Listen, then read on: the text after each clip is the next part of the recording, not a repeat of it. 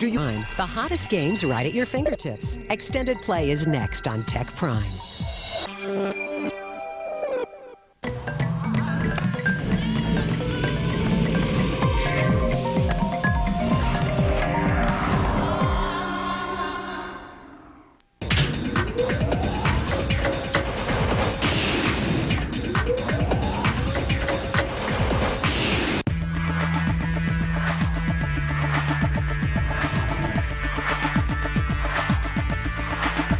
Magazine, Mary Fran Johnson of Computer World, and we'd like to thank all of you at home for joining us on this special edition of Tech TV News from Las Vegas, Nevada for Comdex Fall 2001. Stay tuned, more Tech TV coming up right after this. I'm Erica Hill. Thanks for watching.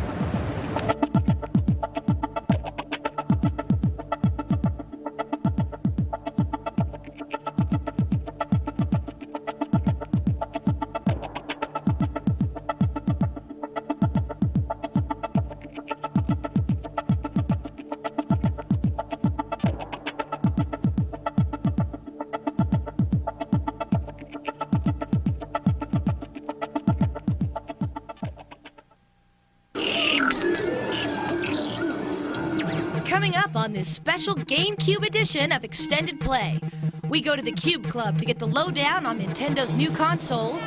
We review the GameCube launch titles from Luigi's Mansion to Rogue Leader, and we find out what's in Nintendo's future. Stick around, it's game time!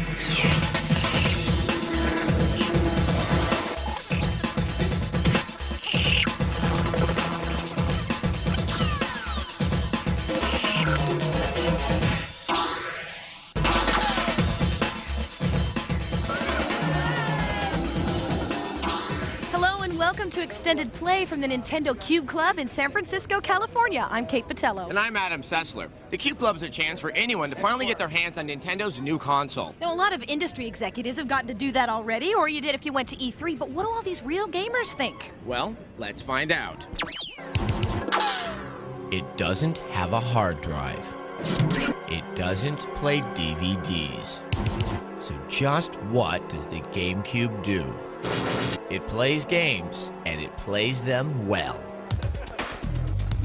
So sums up Nintendo's strategy in its ongoing console war. While Sony and Microsoft tout the expanded capabilities of their systems, Nintendo is attempting to shift the focus of this battle back into an arena where they clearly dominate: gameplay. It's awesome. It's better than what I expected. I've been in love with Nintendo consoles since I played the Nintendo when I was about 7 years old. So I've been a fan ever since. The games make me made me want to get one. And without even playing it, they look good compared to the other systems. Xbox looks good and all, but it's catering to a whole different market. In GameCube, it's specifically for games, and I think it's going to be better for it. Graphics are awesome and cheap, and it's Nintendo. The GameCube itself, with its small, lightweight design and proprietary disc format, appears to reinforce Nintendo's focus on the games. But the tech inside the Cube provides some unique benefits to the player, one of which is the lack of appreciable load times. The PS2, it has problems with the DVD-ROM, the games lag and load times are bad. So far, just from playing these, it doesn't look like there's any load times. Everything loads up right away. In some ways, the GameCube invasion began this past summer, when the Game Boy Advance started worming its way into U.S. households. Innovative titles like Kirby's Tilt and Tumble 2 show how the two systems will work together. Start at home on the Nintendo GameCube, download it to the Game Boy Advance, take it with you on the train, on the plane, wherever you're going, bring it back and continue playing. And finally, customizing. You're able to take games and customize features and download it through the Game Boy Advance. This is a 1-2 punch that nobody else can even get close to. But the true ace up Nintendo's sleeve has always been their seemingly endless stock of original characters waiting in the wings. Over the next year, expect to see as many characters as Nintendo can muster on the GameCube. If there's a weakness here, it's the perception that the GameCube is a system for kids. Much of that comes from the fact that Nintendo likes to focus on games for the entire family.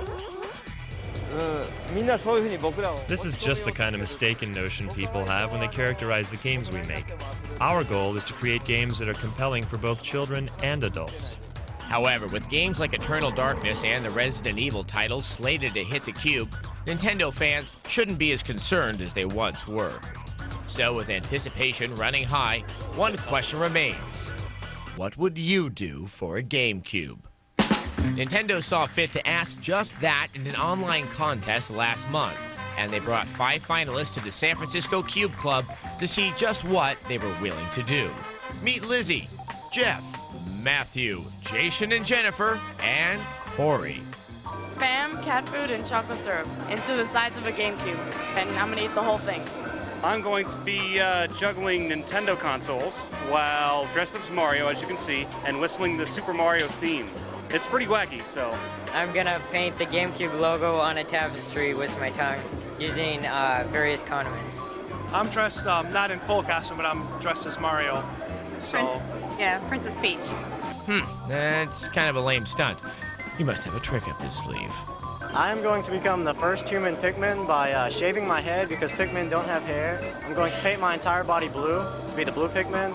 And then I'm going to eat bugs because this is a game based in a garden and there are lots of bugs roaming around. So I figured I'd eat some, yes. As the contest wore on, it became clear that Matthew was risking a sprained tongue. Jeff really needed a little more practice. Lizzie bit off more than she could chew. Jason did have something up his sleeve. Jennifer, will you marry me? Oh my God. Yes, I will. And Corey rapidly developed a taste for creepy, crawly things.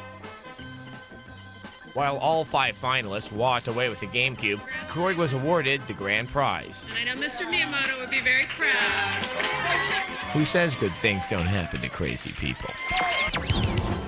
Coming up on Extended Play, get your flashlights and Hoovers handy. We review the spookiness of Luigi's Mansion.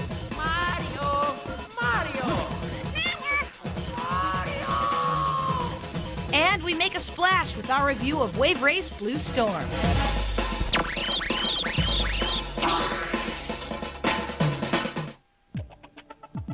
Extended Play is presented by RCA, changing entertainment again. Go online with RCA.com.